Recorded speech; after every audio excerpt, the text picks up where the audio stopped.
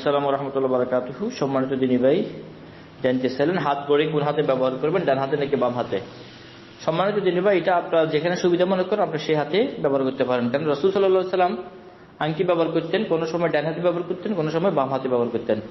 তাই ঘড়িটা আপনার সুবিধা মতো যে কোনো হাতে আপনি ব্যবহার করতে পারেন। আশা করি বিষয়টা বুঝতে পারছেন। আল্লাহু আকবার। আসসালামু আলাইকুম ওয়া রাহমাতুল্লাহি ওয়া বারাকাতুহু।